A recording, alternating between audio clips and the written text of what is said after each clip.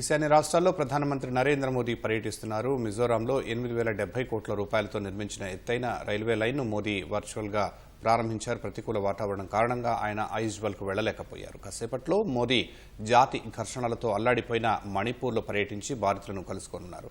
సాయంత్రం అసోంలో ఆయన పర్యటిస్తారు. ప్రధాని మోదీ ఈశాన్య రాష్ట్రాల్లో పర్యటిస్తున్నారు. 8,070 కోట్లతో నిర్మించిన డాబీ సైరాంగ్ రైల్వే లైన్ను ప్రధాని జెండా ఊపి ప్రారంభించారు. ఈ లైన్ మిజోరాంను దేశంలోని ఇతర ప్రాంతాలతో అనుసంధానిస్తుంది. 51 కిలోమీటర్ల పొడవైన కారిడార్లో 153 వంతెనలు, 45 సొరంగాలు ఉన్నాయి. ఉదయం 9 గంటల 10 నిమిషాలకు మోదీ లెగ్పుయ్ విమానాశ్రయంలో దిగారు. విమానాశ్రయం నుంచి రైల్వే లైన్, ఇతర ప్రాజెక్టుల్ని ఆయన ప్రారంభించారు. ఐజ్వాల్, ఢిల్లీ రాజధాని ఎక్స్ప్రెస్, సైరాంగ్, గువాహటి, కోల్కతా మధ్య మరో 2 రైళ్లను మోదీ ప్రారంభించారు.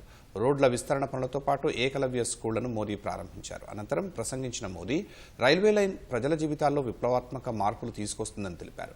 విద్య, సాంస్కృతిక, ఆర్థిక సంబంధాలను బలోపేతం చేయడానికి, ఉద్యోగాల కల్పన, పర్యాటక వృద్ధికి దోహదపడుతుందని చెప్పారు. తరువాతి తరం జీఎస్టీ సంస్కరణల వల్ల అనేక వస్తువులపై పన్ను తగ్గుతుందని, కుటుంబాల జీవితాలను అది సులభతరం చేస్తుందని మోదీ వివరించారు. ఐజ్వాల్లోని లమువల్ గ్రౌండ్లో ఆయన బహిరంగ సభలో ప్రసంగించాల్సి ఉంది. ప్రతికూల వాతావరణం కారణంగా ఆయన అక్కడికి వెళ్లలేకపోయారు. ఆ సమయంలో మిజోరాం గవర్నర్ వీకే సింగ్, ముఖ్యమంత్రి లాల్దు హోమా, రైల్వే మంత్రి అశ్విని వైష్ణవ్ ఐజ్వాల్లోని లమువల్ గ్రౌండ్లో ఉన్నారు.